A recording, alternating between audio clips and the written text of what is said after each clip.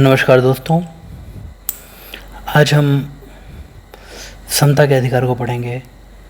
पिछली क्लासेस में हम मूल अधिकारों में प्रवेश कर चुके हैं। सबसे पहले आर्टिकल 14 से 18 समता के अधिकार, राइट टू इक्वलिटी से जुड़े हुए हैं।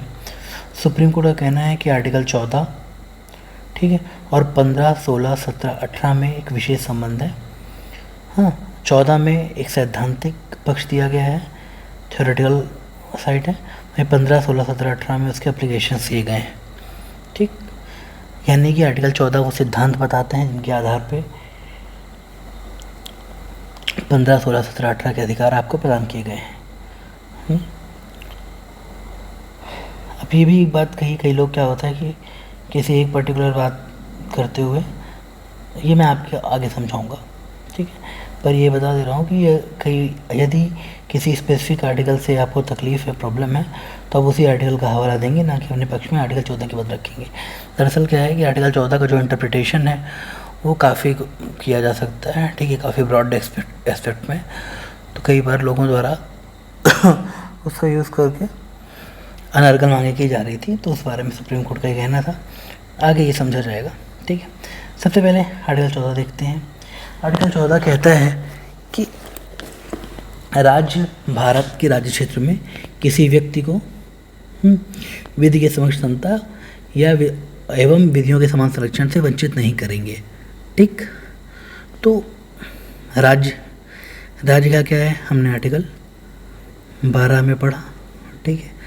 व्यक्ति यहाँ कॉन्सेप्ट है, ठीक है। यहाँ व्यक्ति, कैसे व्यक्ति से मतलब है, व्यक्ति कोई भी हो सकता है, भारतीय व्यक्ति हो सकता है, विदेशी हो सकता है। केवल भारतीय नागरिक से को नहीं प्राप्त है अधिकार, सभी को प्राप्त है। अब यहाँ इक्वलिटी बिफोर लॉ की बात की गई है, ठीक है, विधि के समक्ष समता की और इक्वल प्रोटेक्शन ऑफ लॉ की। देखिए, पहली बात तो ये जानिए कि यहाँ राज्य लिखा है, तो इसका मतलब ये है कि केवल राज्य पे ये समानता का जो भार है वो आरोपित किया गया, और दबाव जो है राज्य पे आरोपित किया गया है। हाँ, प्लस ये अधिकार दोनों प्रकार के नागरिकों को दिया जाता है। अब इन दोनों शब्दों के क्या मतलब है, equality before law and equal protection of law. शुरू में सुप्रीम कोर्ट ने कहा कि दोनों समान हैं, ठीक है, पर अगर देखा जाए तो कायदे से जो अंतर आता है कि इक्वलिटी बिफोर लॉ ये इंग्लैंड का कॉन्सेप्ट है, ठीक है, ये नकारात्मक समानता की बात करता है, और इक्वल प्रोटेक्शन ऑफ लॉ ये अमेरिका से गृहीत है और ये सकारात्मक समानता की बात करता है। अगर हम लोग अंतर की बात करें तो नकारात्मक समानता का अर्थ है भेदभाव का अभाव, ठीक है, भेदभाव का अभाव। यहाँ सरकार से कोई खास अपेक्षा नहीं की जा रही है, बस सरकार से यही कहा जा रहा है कि अपनी नीतियों के क्रियान्वयन में किन्हीं भी दो पक्षों, दो समुदायों या किन्हीं भी दो लोगों के बीच में भेद नहीं करेंगे। कुल मिला के किसी के लिए विशेष प्रावधान नहीं होंगे, किसी के लिए के साथ जानबूझ के दोयम दर्जे का व्यवहार नहीं किया जाएगा। तो भेदभाव का अभाव की बात करता है।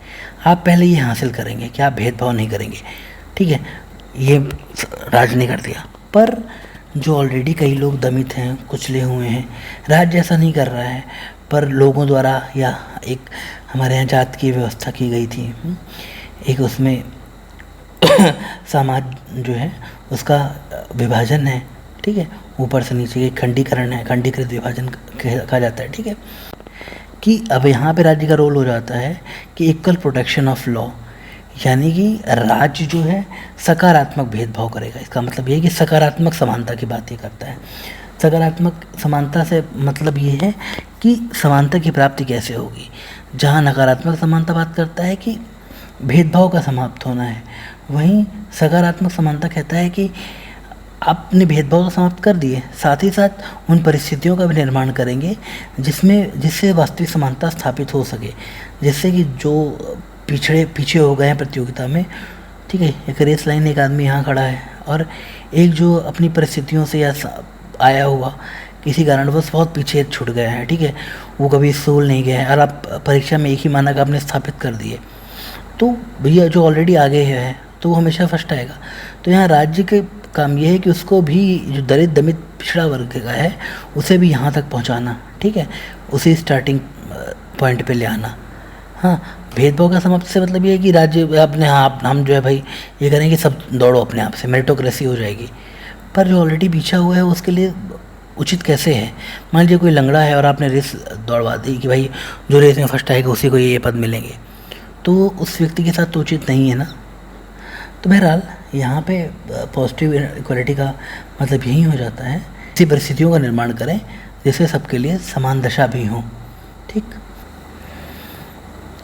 तो एक ये जो है राज्य से बचेगा, आप भेदभाव मत करिए, तो राज्य पर कोई कर्तव्य नहीं आरोपित करता है, but equal protection of law राज्य को एक दायित्व देता है। ये वेलफेयर या कल्याणकारी राज्य की भूमिका को तय करता है। ठीक है, इक्वल प्रोटेक्शन ऑफ या विधियों का समान संरक्षण। अमेरिका की अगर बात करें तो अमेरिका में ऐसा था ना कि वहाँ श्वेत अश्वेत लोग हुआ करते थे, तो 14th कॉन्स्टिट्यूशनल अमेंडमेंट से वहाँ पे इक्वल प्रोटेक्शन ऑफ लॉ ये टर्म लाया गया था। ठीक है, और जो काले बच्चों थे उनको शिक्षा का अधिकार वगैरह दिया गया था, ब्लैक बच्चे जो थे। बहरहाल जैसे मैंने कहा कि नकारात्मक समानता ये बराबरी है, इक्वलिटी है, कि आपने सबको एक तरीके से ट्रीट किया, बट समानों के प्रति समान व्यवहार उचित है। ठीक है, असमान लोगों से आप एक जैसा व्यवहार करें तो वो उचित नहीं होता है। सकारात्मक समानता सोशल जस्टिस की बात करता है, सामाजिक न्याय की बात करता है। ठीक है, सकारात्मक कार्यवाही की बात करता है, आरक्षण की बात करता है, प्रेफरेंस की बात करता है। तो इसमें राज्य की भूमिका हो जाती है कि वह ऐसी परिस्थितियों का निर्माण करे जिससे जो पिछड़े हैं, दलित लोग हैं, उनको भी मुख्यधारा में आने का मौका मिले। ठीक है, जो है समान के साथ ठीक है समान व्यवहार करेंगे, ठीक है आप लेकिन असमानों के साथ आपको विशेष व्यवहार करना पड़ेगा। ठीक, आपको डिस्क्रिमिनेशन करना पड़ेगा जो असमान है। डिस्क्रिमिनेशन देखिए दो तरीके से हो सकते हैं। ठीक है, एक डिस्क्रिमिनेशन आपने ये किया कि भाई भतीजावाद कर दिया अपने भाइयों के साथ, अपने दोस्तों के साथ, या आपने भ्रष्टाचार किया और लूट लिया। ये डिस्क्रिमिनेशन अलग चीज़ है, ये गलत है, ये इसकी मनाही है। पर एक होता है संरक्षणात्मक भेदभाव, प्रोटेक्टिव किस्म का डिस्क्रिमिनेशन। ठीक है, उसमें क्या होता है कि आप वंचित व्यक्ति को मुख्य धारा में लाने का प्रयास करते हैं। ठीक है, रिजर्वेशन के माध्यम से, प्रेफरेंस के माध्यम से, वरीयता, आरक्षण। तो अरस्तु भी कहते हैं कि देखिए विभिन्न परिस्थितियों के व्यक्ति के लिए समान कानून लागू करना असमानता है। तो बहरहाल जो आप ये लागू करेंगे भेदभाव, जो ये करेंगे इसमें कैसे लागू करेंगे? हाँ, कुछ निश्चित नियम भी होने चाहिए। कौन डिसाइड करेगा कि आपने मान लीजिए किसी के लिए आरक्षण, किसी पक्ष के लिए, किसी संस्था के लिए या किसी समूह के लिए, वर्ग के लिए, जाति के लिए आरक्षण या वरीयता की व्यवस्था की है, वो कैसे होना चाहिए? तो वो कहा गया है कि जो क्लासिफिकेशन आप करेंगे युक्त होना चाहिए। ठीक है, युक्त वर्गीकरण का सिद्धांत होना चाहिए। पहली बात तो जो आधार होना चाहिए वो बोधगम्य होना चाहिए। ठीक है, आपका जो लॉजिक हो, जो बेस हो किसी भी वर्गीकरण का, वो बोधगम्य समझ में आना चाहिए। और दूसरा कि वो वर्गीकरण उस उद्देश्य से तार्किक रूप से जुड़ा होना चाहिए। हाँ, कुल मिला के वर्गीकरण करने से जो लाभ मिलेगा, ठीक है, वो वही लाभ होना चाहिए जो कि आप इंटेंट है आपका। ठीक है, जो आपका उद्देश्य, मतलब आप किसी समूह को मुख्य धारा में शामिल, आपने देखा कि किसी पर्टिकुलर सरकार में जो है कुछ पर्टिकुलर जातियों का जो है प्रतिनिधित्व नहीं है। इस जाति के लोग सरकार में नहीं है मान लीजिए, तो आपने उस जाति को आरक्षण दिया और उस जाति के लोग चुनाव में आए, लड़े और जीत गए और उनका ही प्रतिनिधित्व हो गया।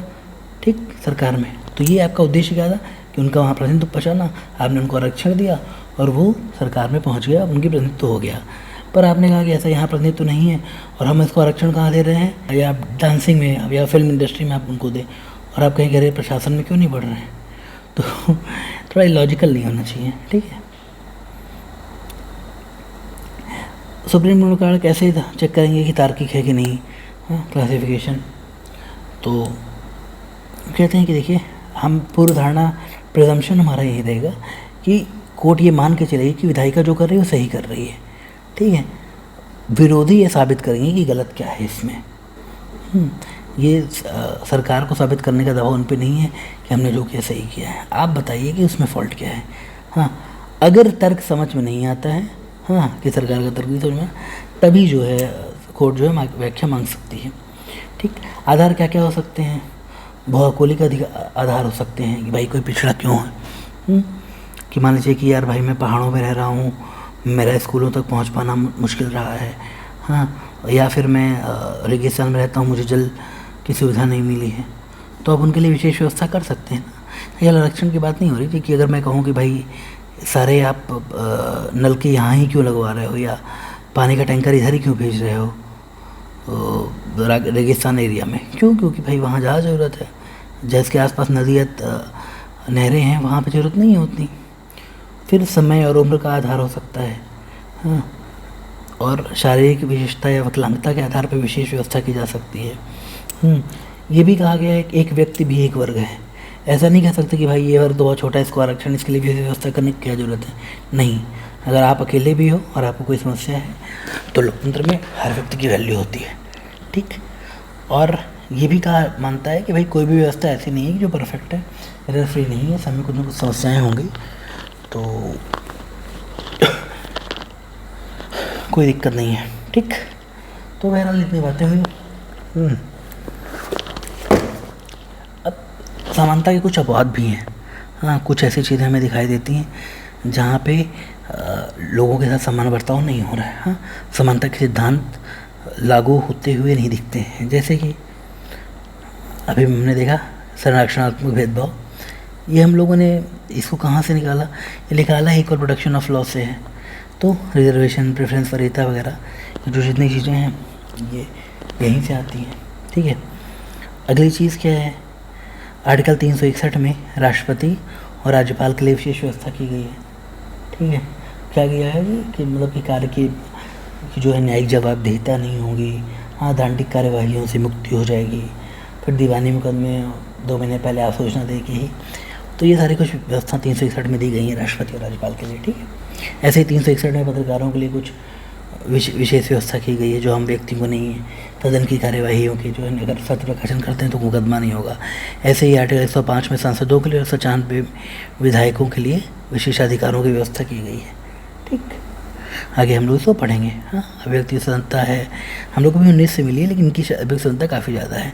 सादे खेल मामलों में गिरफ्तारी नहीं है, सदन के 40 दिन पहले 40 दिन बाद। आगे हम लोग ये पढ़ेंगे, ठीक है। इनको जो है अभिव्यक्ति स्वतंत्रता जो मिलती है 105 के तहत मिलती है। संसदों की बात करें, संसद के अंदर जो है अगर वो बाहर आ जाए संसद के तो आर्टिकल 19 जैसे सामान्य व्यक्ति को मिलती है वैसे ही।